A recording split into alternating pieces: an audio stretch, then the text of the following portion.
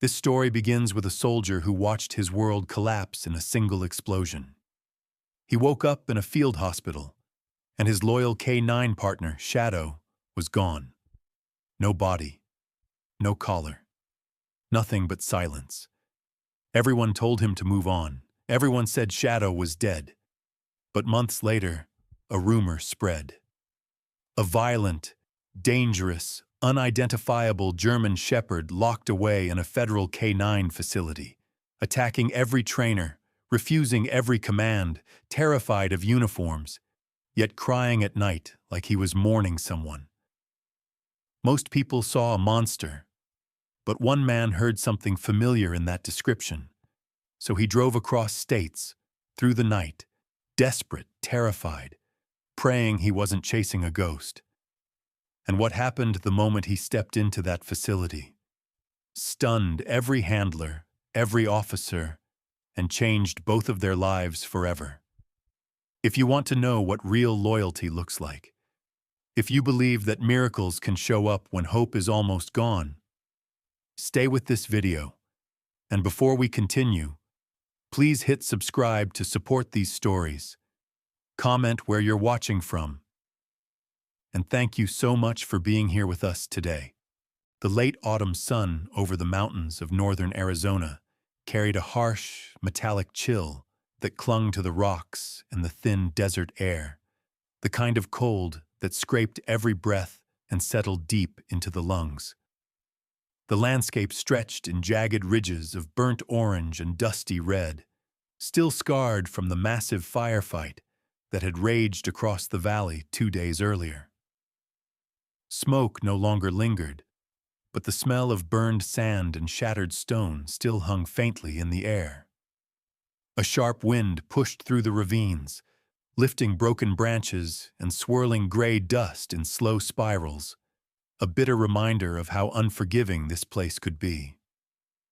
Inside a temporary military outpost set along a dried riverbed, the medical tent hummed with radio chatter and the beeping of machines. Ethan Miller drifted between consciousness and a heavy, dark fog. Ethan, a 33-year-old former Marine with a tall, athletic build sculpted by years of deployment, had a rugged face defined by sharp cheekbones, a squared jaw shadowed with faint stubble, and deep brown eyes that usually held quiet determination, but now clouded with confusion and pain.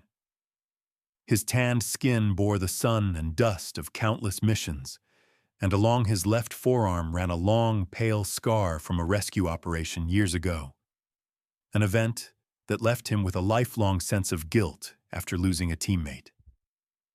His personality had always been disciplined, steady, and protective, shaped by a strict upbringing under a father who demanded strength and emotional restraint. When Ethan blinked awake fully, a throbbing ache pulsed through his ribs and shoulder. Thick bandages wrapped tightly around his torso pulled at every shallow breath. Above him, a dim lamp cast a harsh glow over the cot, and the cold air slipping under the tent flaps made the room feel frigid. The first face he saw was Sergeant Daniel Huxley, a seasoned field medic in his 40s with a broad frame, square jaw, graying beard, and tired hazel eyes that carried decades of battlefield fatigue. His uniform sleeves were rolled up, revealing muscular forearms marked by faint burn scars, silent testaments of past missions.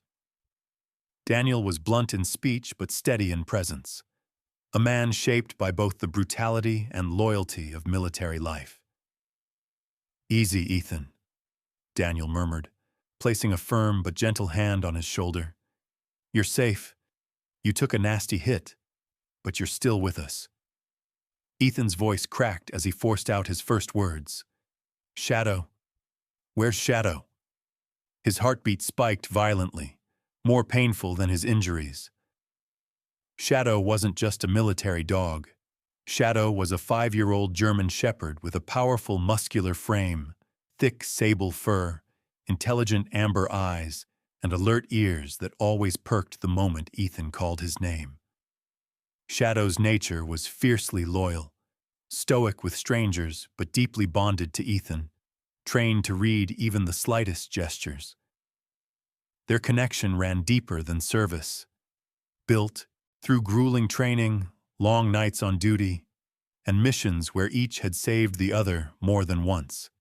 Daniel hesitated, and that hesitation alone made Ethan push himself upright, despite the stabbing pain across his ribs.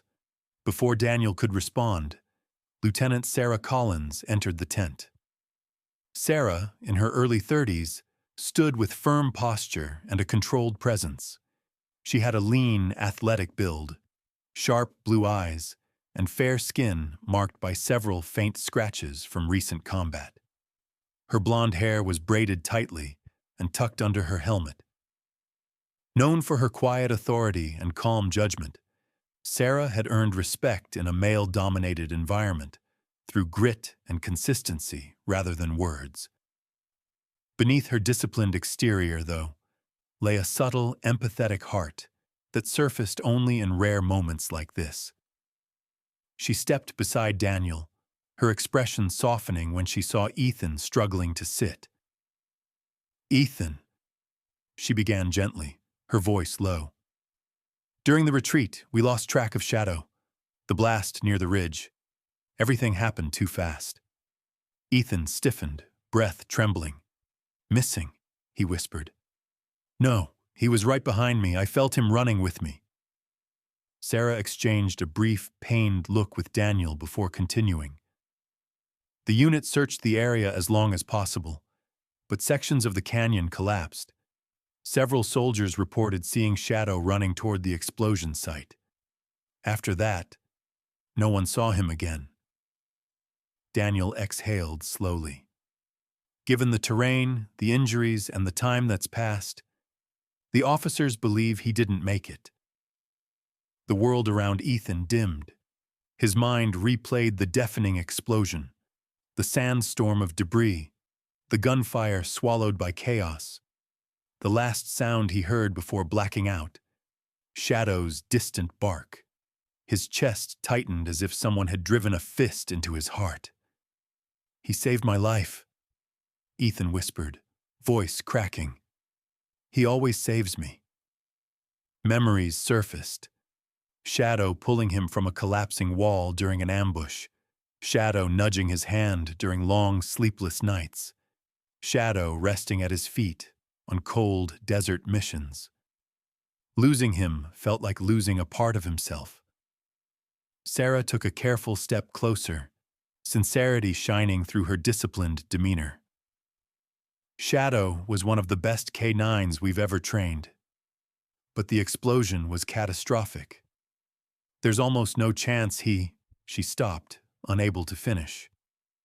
Daniel placed a hand over Ethan's forearm, grounding him. "I'm sorry, son." Ethan fell back against the cot, staring emptily at the canvas ceiling as silence closed around him. The machines hummed softly. The wind whispered against the tent walls, but inside him everything collapsed. The grief hit harder than any wound he had ever taken in combat. Hours later, after medical evaluation and a brief formal report from command, the decision came swiftly and without ceremony. Ethan Miller was being granted early discharge due to injury and psychological fatigue. He didn't argue. He didn't speak. He simply signed the papers with a hand that shook almost imperceptibly. 2 days later, Ethan left the outpost, returning to Texas, a place of wide plains, warm winds, and quiet nights. But the peace he sought refused to follow him home.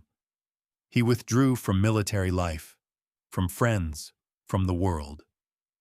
He carried only one thing with him: the weight of losing the companion who had stood by him through every battle.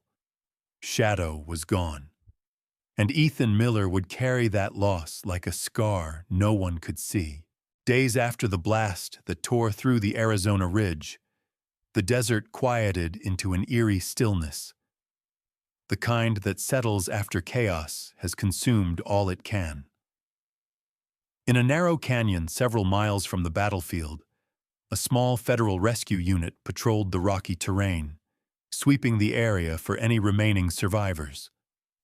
Among them was Officer Mark Rudley, a 38-year-old search and rescue specialist with a weathered, angular face, a rough black beard peppered with gray, and eyes as sharp as flint. His tall, broad-shouldered build and sunburned skin made him look like someone carved out of the desert itself. Mark was known for a hardened personality shaped by a past tragedy, losing his younger brother to a mountain accident he couldn't prevent, making him fiercely protective of any living thing still clinging to hope. As he scanned the rubble, he noticed movement beneath a slab of broken sandstone. A faint, shaky growl vibrated through the dust. Mark crouched immediately. "Hold up," he muttered to his team, raising one hand. Carefully lifting the slab with the help of another rescuer, a younger man with sandy hair named Lucas Hale, they uncovered a German shepherd curled tightly against the canyon wall. The dog's sable fur was matted with dried blood and dust. One ear was torn, his left hind leg scraped raw, and deep bruises marked his ribs. His amber eyes, usually sharp and intelligent, were now cloudy with exhaustion and fear. Lucas whistled under his breath. "Poor guy, how's he even alive?" Mark leaned closer, noting the broken collar and missing tag. "No ID, but he's trained. Look at the stance. He's military." When Mark reached out slowly, the German shepherd didn't attack. Instead, he let out a weak whimper, a heartbreaking sound from an animal once bred to show unshakable strength. "Easy, boy," Mark murmured in his gravelly voice. "We've got you." They carried him out on a canvas stretcher, and though Shadow, unbeknownst to them, was barely conscious, his muzzle twitched each time the wind shifted, as if still searching for someone familiar, someone he believed was gone. Within 48 hours, Shadow was transported to the Federal K-9 Rehabilitation Center in Colorado, a vast, controlled facility tucked against the foothills near Colorado Springs. The center was run by Commander Rachel Whitford, a woman in her late 40s with sharp gray eyes, a tall and lean frame, and salt and pepper hair tied into a strict bun. Rachel had the type of disciplined presence that filled a room instantly. Her personality was strict, rational, and deeply committed to procedure, shaped by 2 decades working with high-risk K-9s. Beneath her sternness lay a lingering sadness after losing her first K-9 partner years ago during a failed mission, a trauma that made her unwilling to take unnecessary risks. Shadow arrived sedated, carried by a handler named Owen Briggs, a stocky man in his early 30s with a shaved head, thick arms, and a friendly face that seemed out of place in a facility filled with unpredictable dogs. Owen loved animals with a childlike sincerity, his laugh warm and his movements careful. "Poor guy," Owen muttered as he transferred Shadow into an isolation kennel. "You've been through hell, haven't you?" At first, Shadow seemed calm, lying quietly on the padded floor. But when the first training session began 2 days later, familiar sounds of gunfire simulators echoing through distant rooms, something in him snapped. His muscles tightened, his ears shot up, his eyes widened in pure terror. Then the barking erupted, violent, uncontrollable, edged with panic. When Owen approached the kennel cautiously, Shadow lunged with a ferocity unlike anything they expected. His teeth slammed against the reinforced steel door, his claws raked the floor, sending sparks. His growl vibrated through the concrete walls, a sound that didn't come from anger, but from something far deeper and far more broken. "Step back," Commander Rachel ordered when she arrived. She studied Shadow's trembling frame, his dilated pupils, the foam building near his teeth. This isn't aggression. This is trauma. But trauma or not, danger was danger. Over the next 2 weeks, Shadow spiraled. He attacked every feeder who came too close, shredded 2 muzzles, bent a steel bowl, and refused to let anyone near his enclosure without lunging. The missing name tag meant no one could identify his handler. To them, he was simply Case 41B, a nameless dog whose mind had fractured in ways no one understood. The staff's tone shifted from concern to frustration. He's unpredictable. He's dangerous. He's too far gone. During evaluations, whenever a man in uniform approached, Shadow backed into the corner of his kennel, snarling with pure terror, eyes unfocused, as if seeing ghosts of the battlefield. And in his mind, one memory replayed endlessly: the explosion, Ethan's body disappearing in dust, and the crushing belief that Ethan Miller, the only person Shadow trusted, had died that day. Every bark, every bite, every frantic lunge was his way of screaming for someone who wasn't there. After a particularly violent episode where Shadow hurled himself against the kennel door hard enough to injure his shoulder, Commander Rachel summoned the evaluation board. "We've tried everything," she said, voice heavy. "If he can't be stabilized soon, regulation requires we classify him as unfit for service and proceed with humane termination." Owen stared at Shadow through the glass, his soft features twisted with heartbreak. "There's something in his eyes," he whispered. "He's not angry.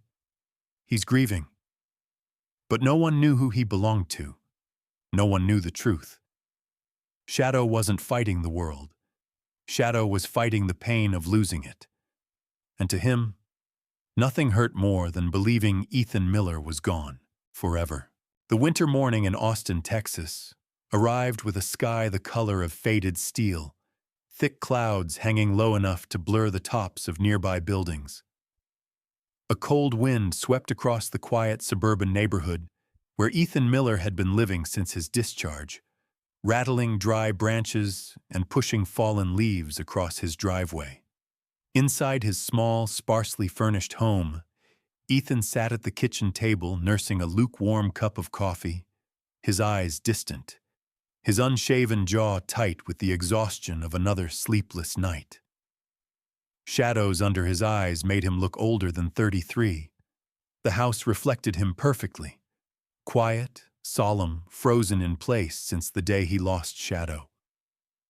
His phone buzzed against the table, the vibration sharp in the morning stillness.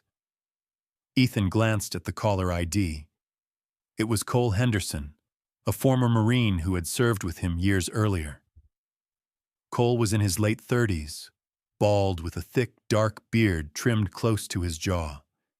His broad nose, heavy brow ridge, and wide shoulders gave him the intimidating appearance of a bouncer. But those who knew him understood he was deeply loyal and carried a surprisingly calm, protective nature.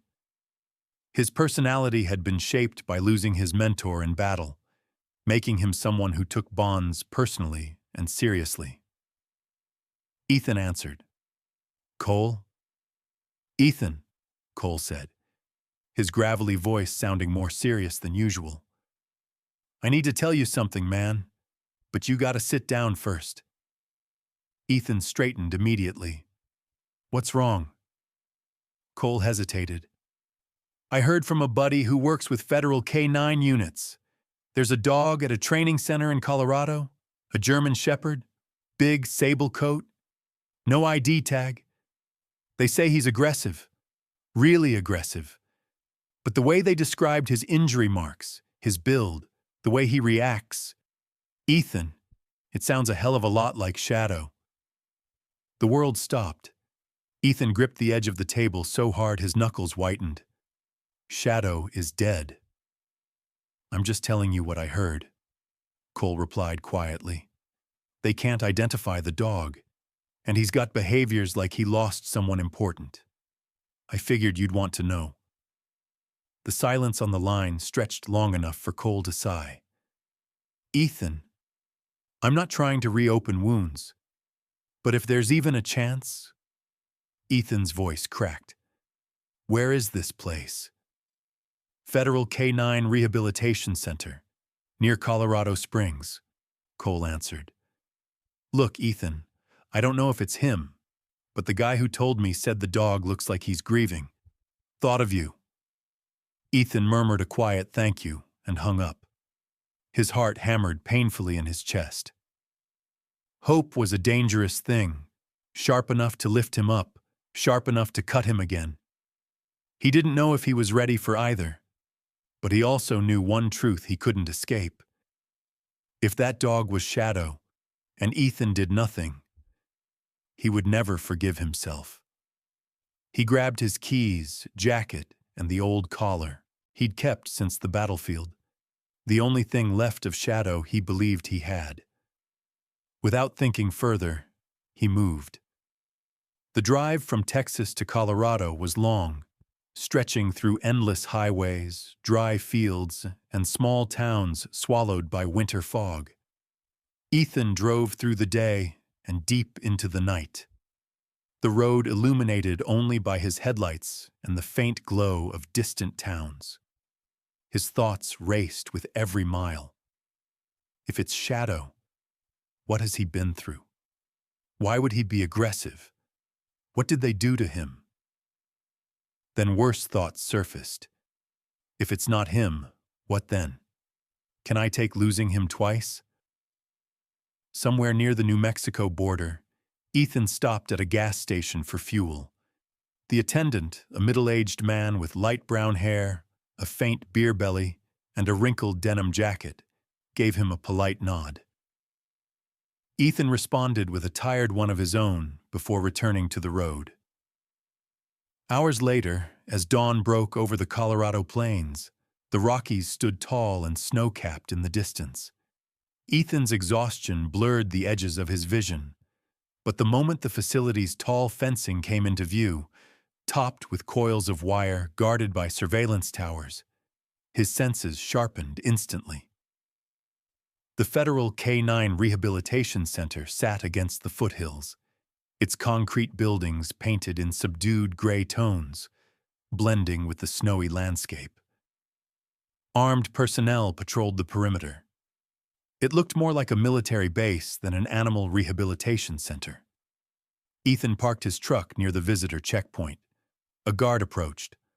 Officer Jenna Morales, a woman in her late 20s with medium-length dark hair tied in a ponytail, a compact athletic build, and warm copper-toned skin. Her brown eyes were alert, but not unfriendly, and she carried herself with the quiet confidence of someone who'd worked her way through countless stressful encounters. "Good morning, sir," Jenna said, her voice professional. "Can I help you?" Ethan inhaled deeply. "I'm looking for a dog, a German Shepherd. I heard you have one here without identification. I need to see him." Jenna studied his tense posture, the grief carved into his expression, the collar he was clutching in his hand. Her voice softened slightly. "You'll want to speak with Commander Whitford. She handles all evaluations." She led him through a secured gate, checking credentials and scanning protocols. With each step, Ethan's pulse quickened. The echo of barking dogs reverberated from distant kennels, a chorus of agitation, fear, and animal confusion. And then, from somewhere deep within the facility, a single bark cut through the air, sharp, powerful, familiar in its ache. Ethan stopped walking, his breath stilled. Shadow? He didn't know. He couldn't know yet. But he knew one thing with absolute certainty. He had come too far to turn back now. Just as the chapter summary required, Ethan understood that he had to see the dog with his own eyes. No matter the outcome, the Federal K-9 Rehabilitation Center was unusually tense that morning.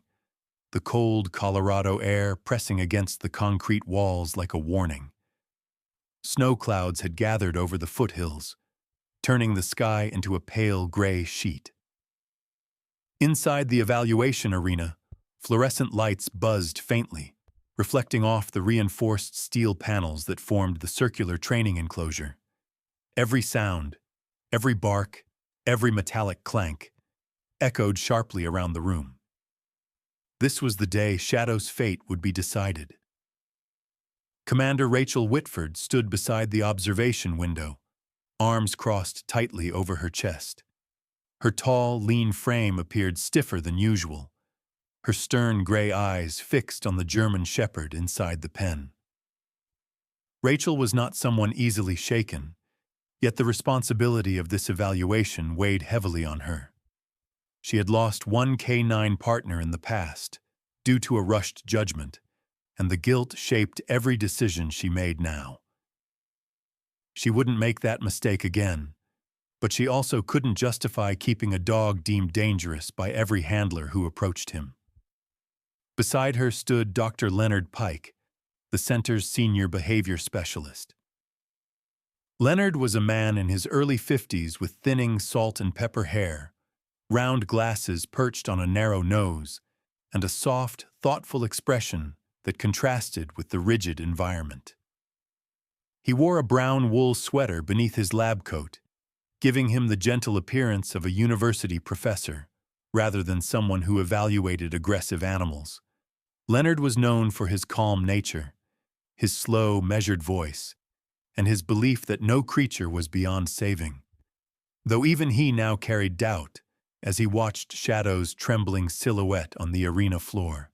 Owen Briggs, the stocky handler with the shaved head and naturally warm demeanor, stood inside the arena's secondary gate holding a thick protective sleeve. Sweat beaded along his temple despite the cold. "He's worse today," Owen muttered, not taking his eyes off Shadow. "Like he knows something's coming." Shadow's breath came in harsh bursts, his muscular body rigid, his ears flattened, eyes wild like fractured amber. Every time Owen shifted his weight, Shadow snarled, pacing in jerky, frantic steps. The 5-year-old German shepherd looked nothing like the disciplined warrior he once was. His coat still held its thick, sable sheen, but stress had etched deep lines into his posture. To him, every shadow, every uniform, every command sounded like the last day he saw Ethan disappear in the explosion. Rachel inhaled sharply. "Begin the evaluation." Owen lifted the sleeve slightly. "Shadow, sit."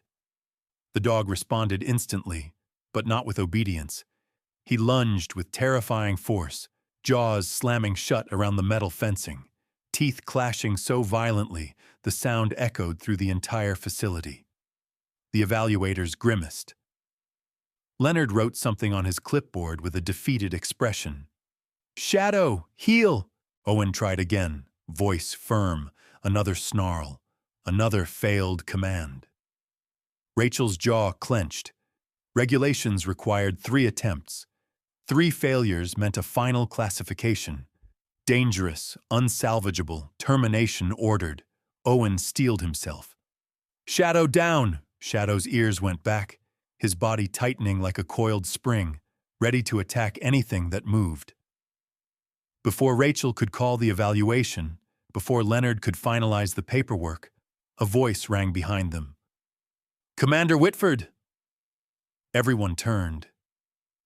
Ethan Miller stood in the doorway, breath visible in the cold air. His tall, athletic frame was tense with exhaustion from hours of driving, his rugged face drawn, brown eyes a storm of desperation and fragile hope. Snowflakes clung to his jacket and hair. He held Shadow's old collar tightly in his hand, fingers trembling around the worn leather. Rachel stepped forward, startled. "Who are you?" "Ethan Miller," he said, voice hoarse. "Shadow's handler." A shocked silence rippled across the room. Leonard blinked. We We didn't know he had a surviving partner. He does. Ethan swallowed hard. And I'm here for him. Without waiting for permission, Ethan moved toward the railing of the arena. The instant his boots echoed on the metal walkway, the atmosphere shifted. Shadow froze mid-snarl, his body going rigid. His ears twitched. His head jerked toward the sound. Ethan took a shaky step closer. "Shadow," he whispered. Shadow's pupils widened. His breath hitched. Every muscle trembled. Ethan gripped the railing. "Shadow, it's me, buddy." What happened next stunned every person in the room. Shadow took a hesitant step forward, then another. His snarling stopped. His tail lowered, no longer rigid with fear. A soft whine escaped him. A sound of confusion, disbelief, and aching hope. His wild eyes softened, turning bright and unsure. Ethan stepped right up to the fence, tears gathering. "I'm here. I'm alive." Shadow broke.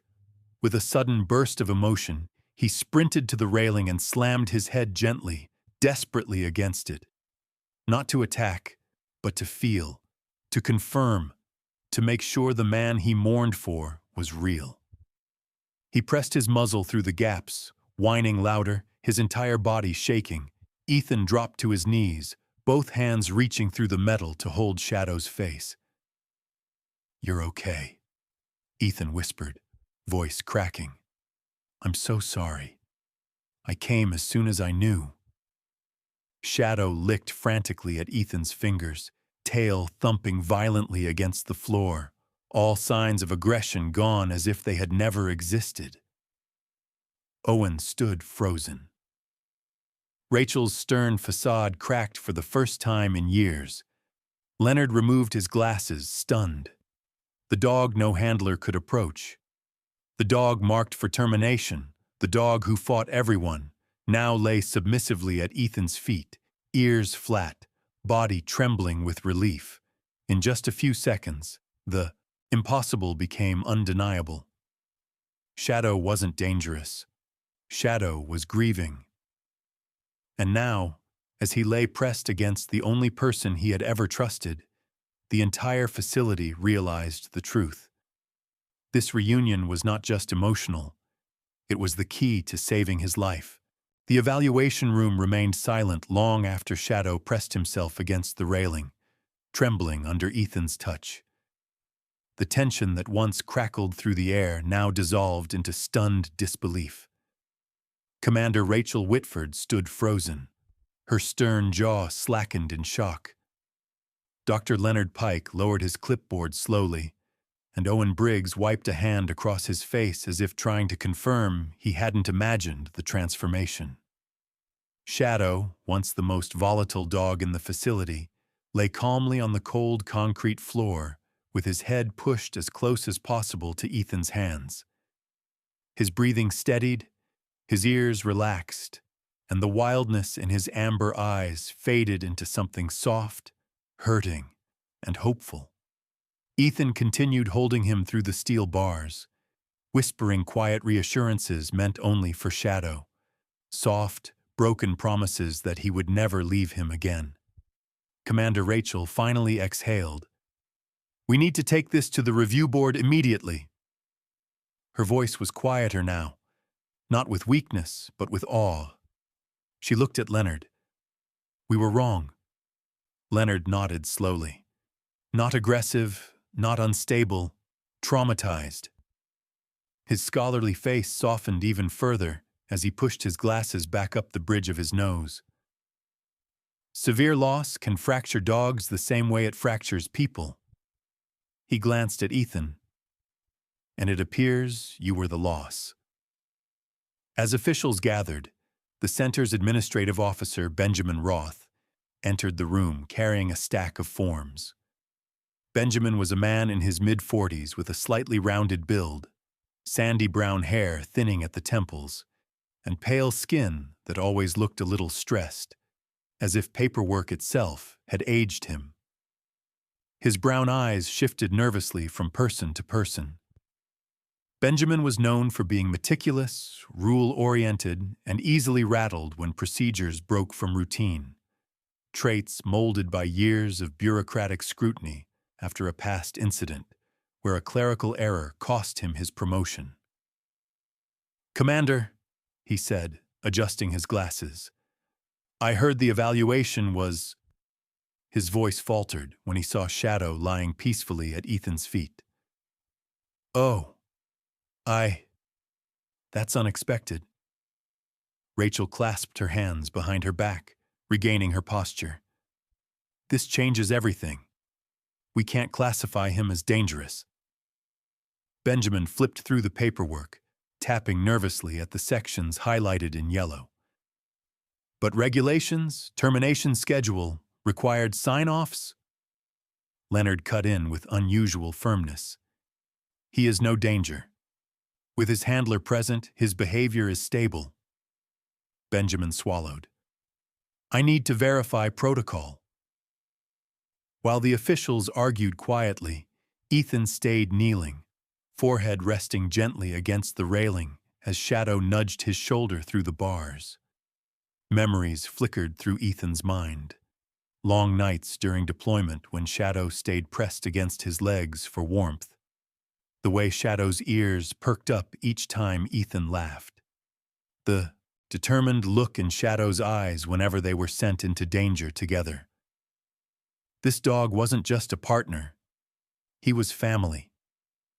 Moments later, Rachel returned from a brief discussion with the review board members.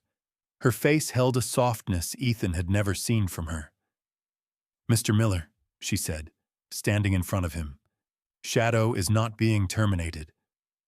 Ethan felt his chest loosen, breath shaking out of him. "Thank you," he whispered. "Thank you so much." Rachel nodded once. "However," she added, "he cannot return to duty. His trauma runs too deep." She paused. "But he is eligible for K-9 retirement with a designated handler." Her meaning was clear. Ethan's voice cracked. "I'll take him. Please, let me take him home." Shadow whined softly as if answering for him. Benjamin hurried back with documents, still flustered but compliant now that protocol had been confirmed. "You'll need to sign these forms: behavioral release, ownership transfer, liability acknowledgement." His voice trailed as he handed Ethan the pen. Ethan read every word carefully, his eyes burning, then signed with steady determination. "He's mine," Ethan said quietly. "He always was." The staff escorted them to a smaller exit door leading out to the courtyard. Snow had begun to fall lightly, thin flakes melting against Ethan's jacket. Shadow walked beside him, still limping slightly, but his body relaxed in a way none of the handlers had ever seen. Each time Ethan slowed, Shadow slowed. When Ethan glanced down, Shadow's tail gave a gentle, hesitant wag. Outside, Owen approached and handed Ethan a new leash. Durable leather, thick, reliable. "He deserves a good life," Owen said, his voice warm though his eyes were glassy. "I'm glad he found it." Ethan gripped his hand firmly. "Thank you for keeping him alive." Owen forced a smile. "He did that part himself. He was holding on for you." Snowflakes drifted lazily around them as Ethan opened the back door of his truck. Shadow hesitated only a second before stepping in, circling once, then settling into the familiar corner instinctively, as if he remembered every trip they had ever taken together. Ethan reached in and scratched behind his ear. "We're going home, buddy." The drive back to Texas felt different from the drive north. The road no longer stretched endlessly into fear and uncertainty. Every mile now carried a sense of healing, the quiet truth that two souls who had once been broken were steadying each other again. Shadow leaned his head against Ethan's shoulder whenever the truck slowed, as if checking that he was still there. Ethan stroked his fur each time, whispering softly, "I'm not going anywhere." Days later, as they settled into Ethan's home, Shadow curled beside the fireplace, resting peacefully for the first time in months. Ethan watched him with a soft smile before speaking the words that wrapped up their story. Shadow wasn't dangerous. He was heartbroken, and he waited for me to come back. And now, finally, they were whole again. Sometimes in life, we are asked to walk through valleys so dark that we can't see a single step in front of us. Ethan thought he had lost everything. Shadow believed the person he loved most was gone forever. Two souls shattered by fear and grief, yet somehow, against all odds, they found their way back to each other. Some people call it luck, some say fate, but many of us, we know better. Because there are moments in life so perfectly timed, so full of grace, that they cannot be explained by anything except the gentle hands of God guiding us back to where we belong. When Ethan walked into that facility, at the very moment Shadow's life was hanging by a thread, that wasn't coincidence. It was mercy. It was protection. It was a reminder that God never abandons his children, whether they walk on 2 legs or 4. Shadow's story is a reminder for all of us. Broken things can be healed. Lost things can be found. And no matter how dark the night feels, God's light always finds a way through. In our everyday lives, we all carry our own wounds: fear, loss, loneliness, and moments we don't talk about. But stories like this remind us that hope is real, love is powerful, and miracles still happen when we least expect them. If this story touched your heart, please share it with someone who needs a little hope today. Leave a comment below. I'd love to know what part spoke to you the most. And if you enjoy stories filled with kindness, faith, and healing, please subscribe to the channel so you never miss another one.